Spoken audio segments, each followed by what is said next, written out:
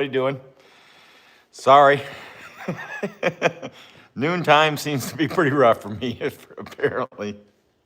Anyway, glad to see you all. Let's finish up our discussion we got started yesterday about what maybe needs to be talked about most in hunting. And I'm up to 341 comments of like what needs to be discussed. And by far, safety is like the number one thing by a long shot. And I want to start with a story. When I went to my very first hunter safety, which was at Spalding High School, I want to say, what year was that? That had to be like 1981 or two, maybe. Graduated in 83, so how old were you when you got here? Right. Maybe 1980, right in that ballpark, 79, 78, somewhere in there. I mean, I think I shot my first deer rifle when I was 15, and that was my dad's 32 Winchester Special. Yeah, so I want to say 1980, I took hunter safety. That's my guess. And hi, Marco. And so I went to hunter safety. It was used to be Old Colony Sports. What was their name? The family. Son of a gun. I'm like, my God. I can't believe I can't think of it. Oh, Gino Sassy's. The Sassy's owned it. Mark and his father, Gino, was a hunter safety instructor back then. And I took his hunter safety course, which was a 1-day thing, or 2 days maybe. And it was kind of a lecture kind of thing on a weekend, I think. Maybe a weekend and a day, evening or something like that at Spalding High School in the 220 study hall, which I knew well. And so I got in there and I listened to everything he said and I read the book and I passed with pretty decent grade. I think I only got 3 things wrong maybe. And then we went up to Berry Fish and Game Club and I did my shooting up there.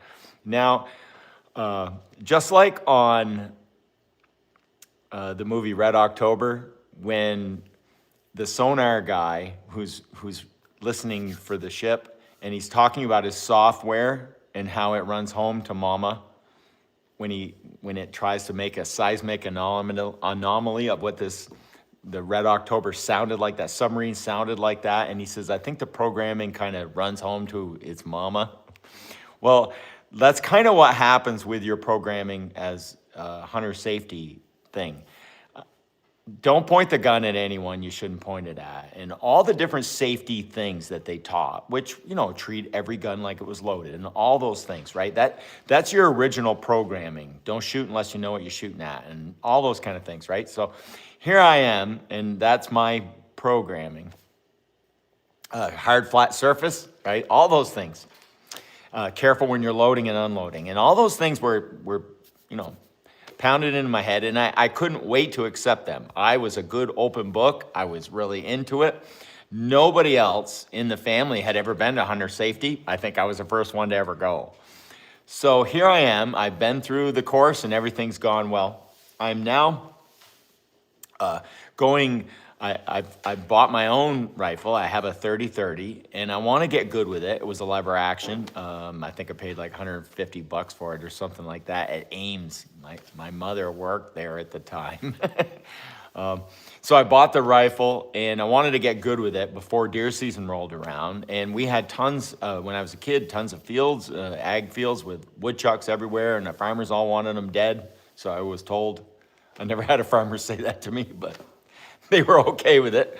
So I would go up in Norman Duranilo's fields up on Cassie Street, and I would woodchuck hunt with my 30-30.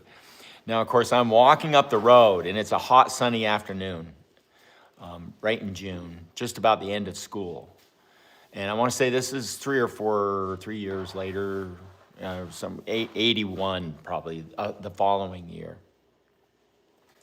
So I'm been using my gun a lot, my 30-30, and I've been hunting with it. I'm real familiar with it. I use it almost every day. Like I would go for a walk with that gun nearly every day. It was a brand new gun, I think, and it wasn't deer season, so I had to go out there with my gun. So I needed something to shoot at. So I target practice only so much, and then after a while, it's like, let's go find something. So I went out to go woodchuck hunting, and I'm walking up the blacktop road, and I got past the last house on the road, the neighbor's house, and the rest of it was just the farm and the fields up at the end. And I start walking across the flats, and I'm about to leave the road and drop down into the fields and now's the time to start hunting. So of course, you have that side box, and I start sliding my 30-30 shells into the tubular magazine in the side box, and I'm putting them in there. And as I get them in there, and now I've got all the chamber, I don't have one in the chamber, but the magazine's full. So I run the lever, and I say to myself, this is a time to be careful, right? Because the hammer on the gun is back, and I have to let it down carefully, and it's a good time for it to go off. Now, your programming says, don't aim it at a hard, flat surface. So muzzle control, I said, don't point it at the blacktop, point it in the ditch, and now I'm gonna let this hammer up, right? And keep a good hand on it while you're loading and unloading. Keep a good grip on the gun. You don't want to have something go wrong while you're loading, have it jump right out of your hands or something, right? So like my programming of doing this over and over, and I've been doing it every day. I know the gun real well. I'm in a little bit of a hurry, and it's fairly hot out. I want to say it's probably 70 or 80 degrees. It's pretty warm. And I put the shells in, and I run this, and I tell myself not the blacktop, and I aim it in the ditch, and I let that hammer up. And as I'm letting it up, a little bit of sweat on my thumb, and it thunk, and that thing goes off unexpectedly and fires right into the ditch about 4 or 5 feet from me. You know, I've got it pointed in the ditch, which is like the safest place to have that gun go off if it were to go off, right? My training, you know, all my programming ran home to mama because I learned it that way. Muzzle control, muzzle control, muzzle control. Safe, careful, good hands, pay attention, and then boom, and it's easy to get a little nonchalant, especially with something you use every day, which is a great example because a lot of our hunting accidents, modern day hunting accidents that are going on right now, almost always, it's not a youth, it's seasoned hunters, right? So I let that down, and that gun goes off unexpectedly, and I was shocked by that. Now, I had a good grip on the gun, and I didn't lose it, and like it just boom. And right, my heart was right up to here, and I'm like, nope. And I went clink, clink, clink, clink, clink, clink, and I emptied that gun, turned around, and I went home. It rattled me so much, I didn't want to hunt. I was done. It rattled me. Now, I know a lot of times things happen, you know, and like you can be rattled, so you don't want to. But one of the things that does happen when you go hunting is you get rattled. So until you've been really rattled, you don't know how you will react to how things will be, because it's a place you've never been before personally, right? So here I am, I unloaded that gun and went back home, and I want to say, ooh, it was 3 or 4 days. And I'm like, nope, you pick that gun back up, you go right back out there with it, you do it right, you pay attention, you did everything the way you were supposed to do it. I didn't tell a soul. Never told a soul about this. And I went back home. Never told my parents. There really wasn't a need to, not really. But they wouldn't have been mad, I don't think. But like, I was embarrassed by it, and I didn't. And from then on, boy, loading was a big deal. Loading and unloading. You didn't take it nonchalantly. You were careful about it. Where the bullets, if you dropped one, would land, right? All those things. Where your gun's pointed while you're doing it. Who's around you? What if it goes off and boom, right? All those things, all that programming, right? I ran home to mama. So that's why the safety aspect is a deal, 100%. And the ironic thing is that so many people care about safety so much, and yet sometimes we struggle to have hunter safety instructors. If you really are considering, please consider becoming an instructor. The state has an instructor program coming up this spring. And if you go on Vermont Fish and Wildlife's website, and if you're even considering being an instructor, check out, sign up for it, go to the course, see if it's something that you're interested in. They'll do a background check on you, they'll make sure everything's cool. And if that is something that works for you, even if you only did it for a couple of years, everyone should be doing it, So keep that in mind all the time. Yep. Oak Ridge, how are you doing today? I'm doing great. Yep.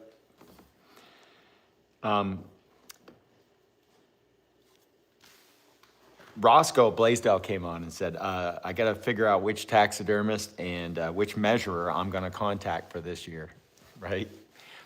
That is actually a great idea. I don't know how many people do not have their ducks in a row when it comes to when you do get the trophy, what you're going to do about it. It's amazing how you're going to get it out of the woods without destroying it, how you're going to get it caped, who you're going to give it to be scored, who you're going to give it to get mounted, the skull cleaned, or who's going to cut up your meat, or like any of that stuff. If it's warm weather, like having your ducks in a row is very, very important. And that is a huge subject. And that we could definitely do a live about that. That's a great one. Thanks, Roscoe.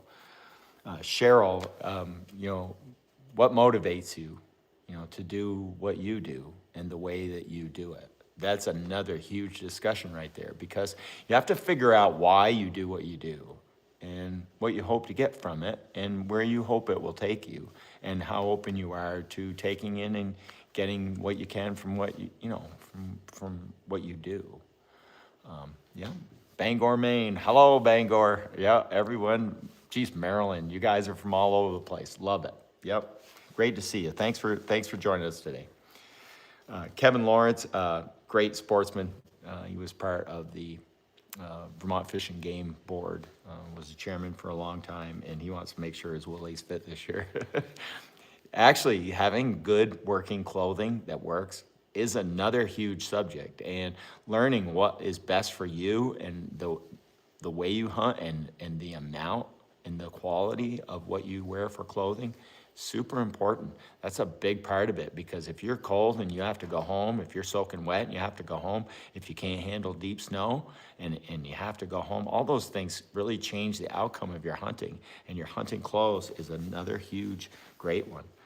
Ethics, and Paul, ethics, all of the normal reasons that you might do what you would do if no one was watching you. That's another huge subject right there. And it's actually, it's sort of what we were calling it, same thing as antler scoring. It's like, what's the word we use? We always talk about.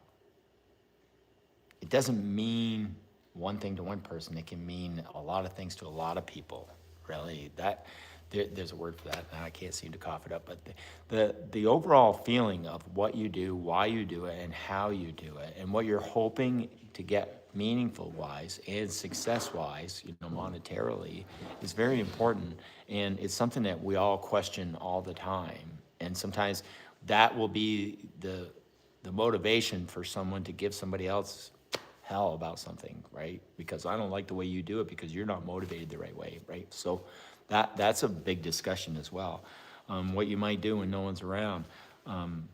Mike Covey and the legislature, the sporting traditions need support.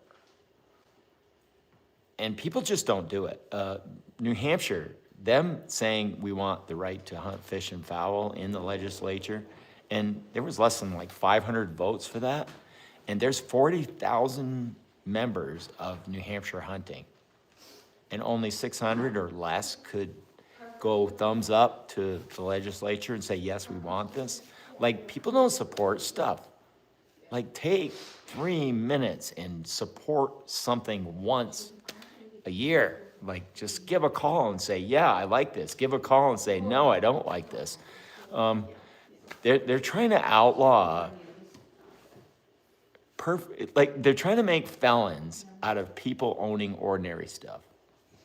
Like, I have a semi-automatic shotgun, you're gonna make me a felon now. Like, people are nuts. So you gotta get your butt in there and talk about that as well. And Mike's right.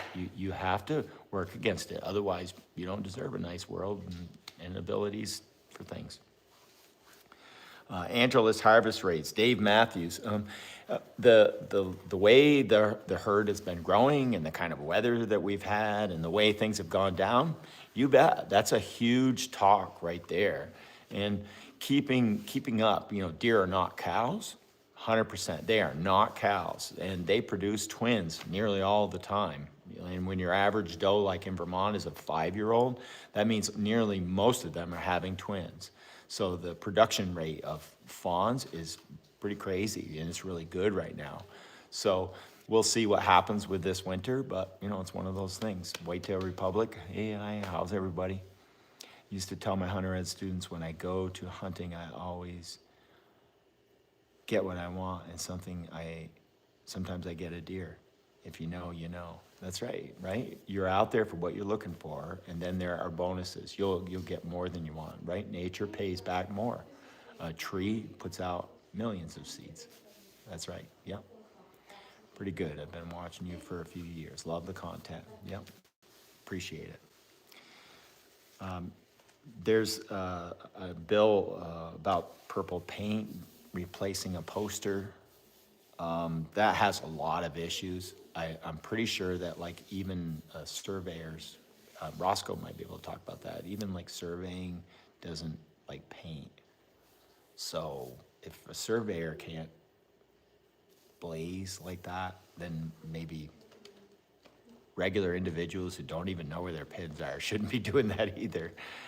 It's very common for landowners to not go in a straight line, and he's hanging his posters not on his line. There's trouble. The way we've got it's actually kind of good. It's pretty easy to take a board off and put it on the right tree. That's easier to fix. Yeah. In general, it's not gonna change anything. People's land's posted is posted.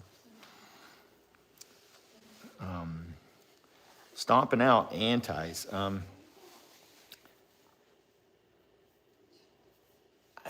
don't know if anybody really needs stomping out necessarily, but one of the things that makes democracy work is that democracy is basically a conversation where you're talking, but you're also listening. Now, there's some people that just want to talk and they don't ever want to listen, and that is kind of on both sides. The other thing is, if you're against people and the world's full of them, you're kind of in trouble. Because they're not going away anytime soon, right? You have to learn to live with them. There's also biases.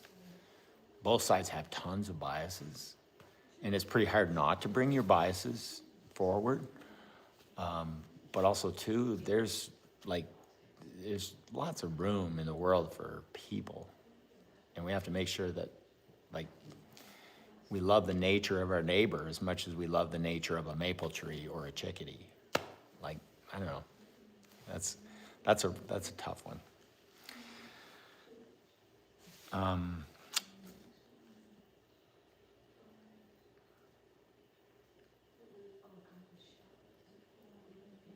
Passing on the tradition. I see a lot of comments that are about passing on the tradition of hunting, and conservation as well. When I hold a hunter safety course and ask everybody, what the word conservation means, it's the wise use of, not the locking away of, not the hands off of, but the wise use of something.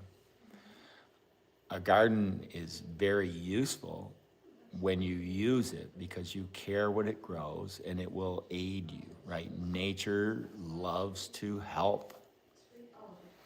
It will also take over and maybe change things. So you have to weed it. You have to do that too. And sometimes the maximum production out of something is really nice. And sometimes being more gentle with it is necessary. There will be times when certain plants won't grow and times when they will, right? And learning to be connected to it all in a more fluid and gentle way is definitely important, 100%.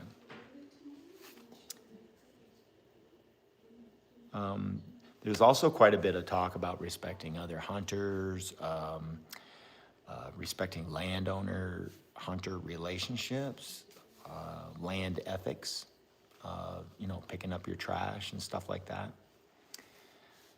Some of that is important as well. Yep, 100%. One of the things I did with the boys when they were young is that I would take the time to let them explore something.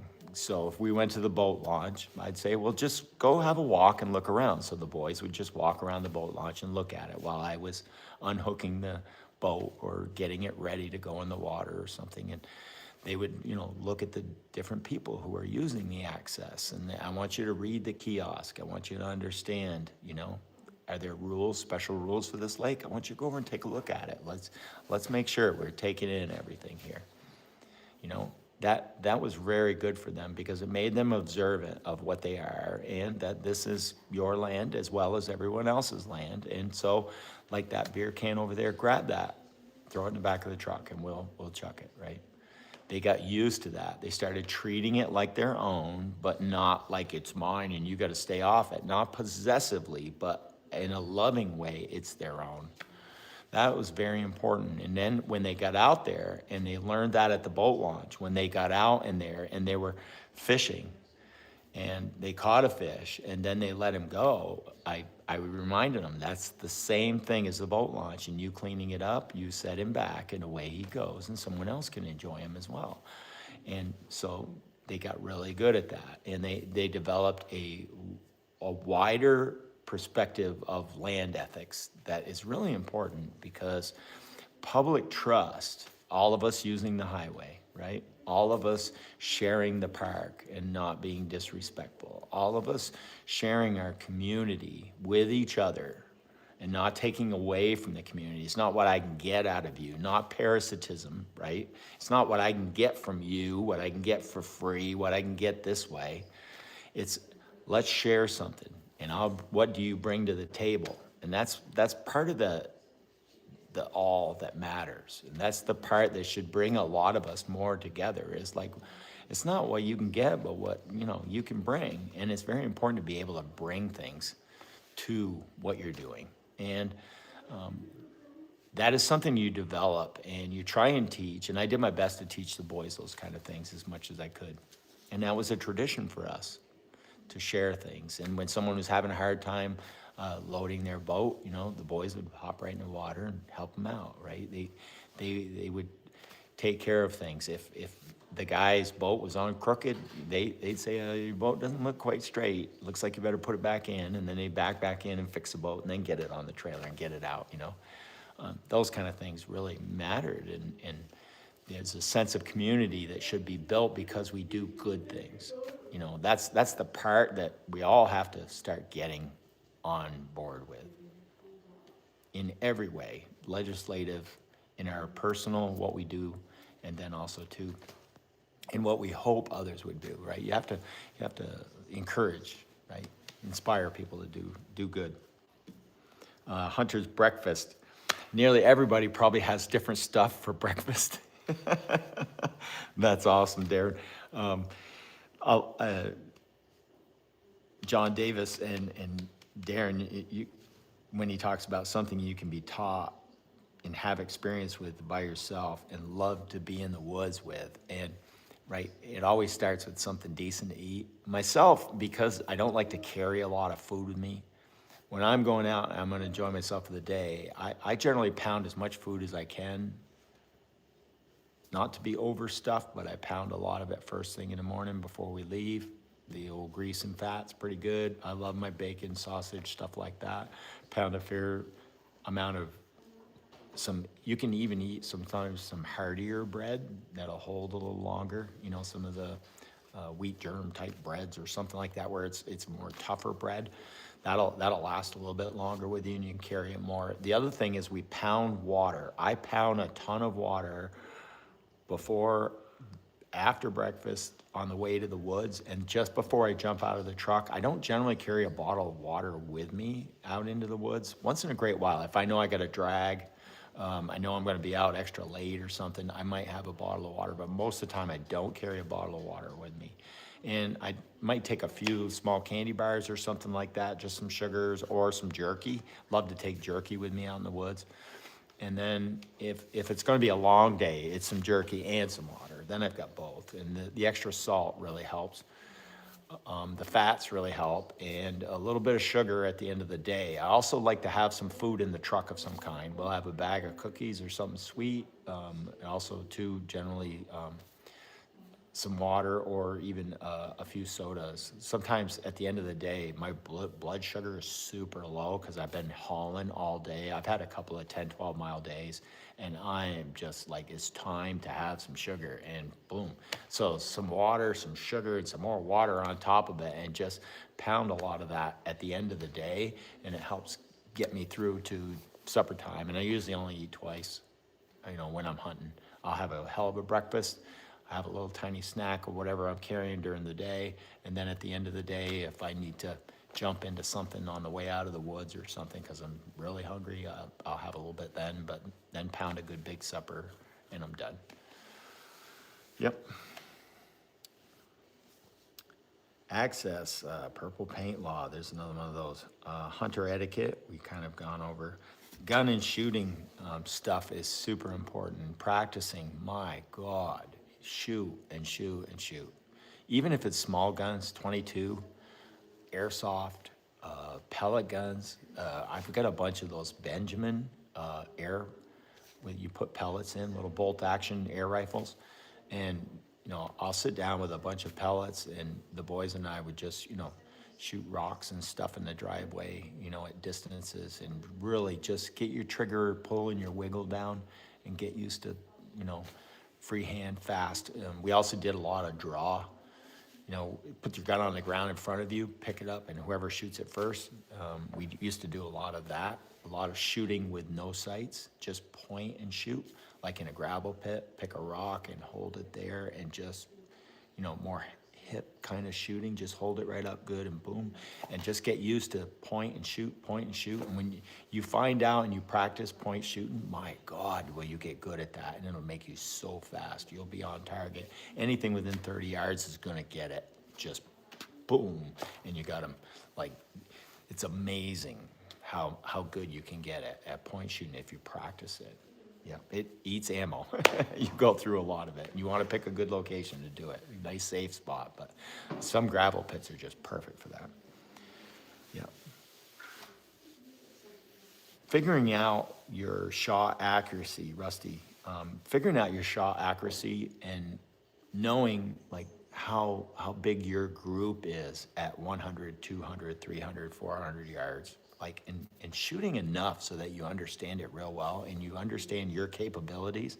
Now you can get into where you know exactly how far you can shoot and do it right.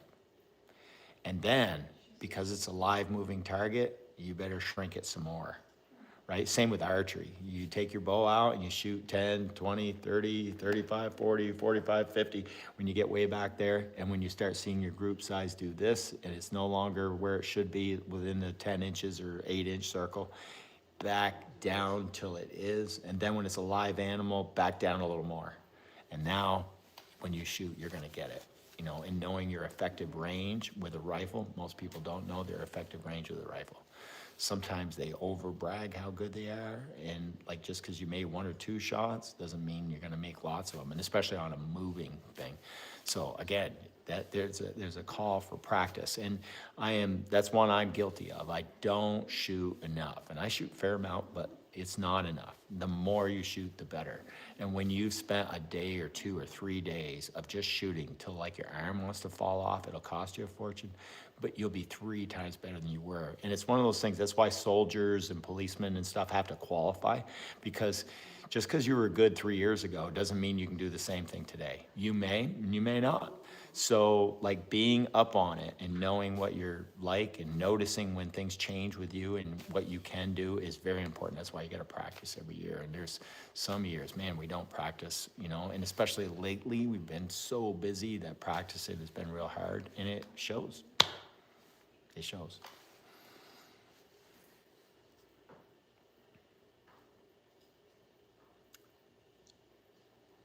There's a fair amount of people hunting public land. You can count on it. You get some, you know, 30,000 acres that a paper company owns, and you go out there. Guess how many people you'll probably run into while you're out there? Quite a few. If you're upset by that, you better go on a Wednesday and not on a weekend, right? Make your adjustments so that you don't feel bad about it. I see people really upset because other people are hunting. And it's like they're doing the same thing you're doing. It's like all of us going to an AC/DC concert and not liking somebody for liking AC/DC. Like, really? That's the craziness that's almost with it. So keep that part of it, you know, good with you, because it's so easy to be, you know, off in the bushes with that. People upset because somebody else is hunting in the same spot they are, or was walking around, or had a trail camera or something like that. Marco, this year there was many offshoot roads were posted for no ATVs, and I didn't go down them because it didn't want ATVs on their road. I'm sure they wouldn't want a truck on there. Sometimes that's the case, right? Sometimes it's no wheeled access. That's occasionally, right? You're gonna see that on a steady basis. So you gotta keep that in mind. But there's gonna be times when it's specifically for ATVs, you know, sometimes. And you gotta know the difference. And sometimes it's posted and sometimes it's not. Best thing, always ask the landowner. Whenever you get a chance to ask the landowner, make sure you ask landowners.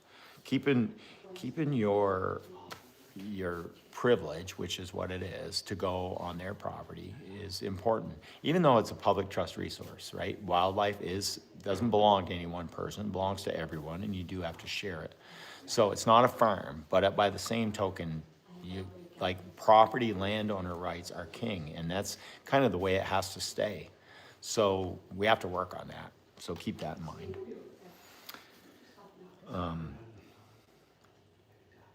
I did go about There's one in every crib.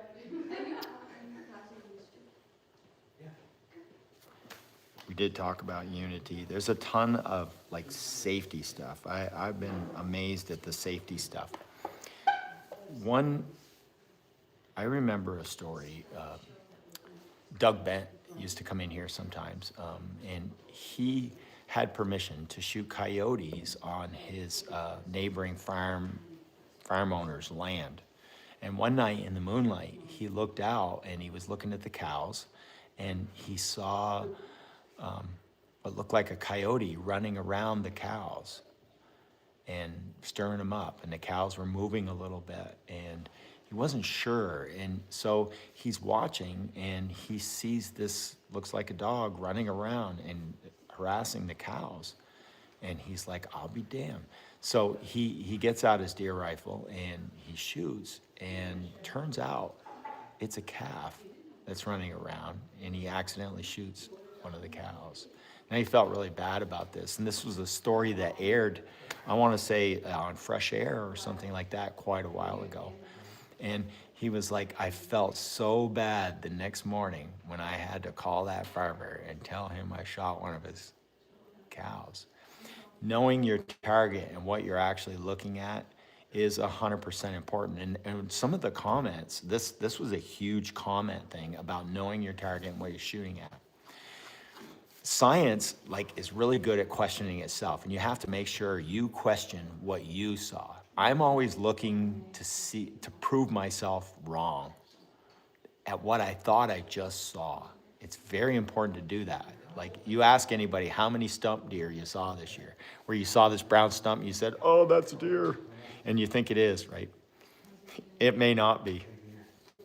So checking and understanding and not doing anything until you're as certain as absolutely possible that you're doing the right thing. There are no guarantees, right? There are no guarantees. There's nothing that'll keep you 100% safe, and you're not going to have total safety. What you need is strength, and strength requires openness. You need to be open to the fact that you could be wrong. And when you thought you saw something, you could be wrong. So where's the evidence to go with it? That's why science and logic of reason are so important, because it helps us define the most likely outcomes. That's how we're able to fire a satellite at Mars and hit it, right? So keep that in mind. Yep. Well, I hope we went through some of them, and we'll definitely get to a few more in the future. Definitely the ATV thing has become a bigger deal. With the size of the ATVs bigger, they do more damage to the roads, they go faster, they're different, and so the upkeep is different. So keep that in mind, right? Same with snowmobiles, staying on the trail. How important is that when a guy wants you to stay right there and not to go anywhere else? You know, not that free run of just having fun and yeah, I can come here and do whatever, right? Sometimes that's not the case. So same thing. In Maine, that's definitely becoming a little bit bigger of a deal in places. Other places, no problem. You know, you'll know the difference between where it's okay and where it isn't. When they have signage saying stay on the trail, ooh, follow the signs, you know. Be nice to the landowners. You're there by their kindness, so keep that in mind. Good to see everybody. Take care. Hope you enjoyed this, and we'll pick up with stuff tomorrow. Bye-bye.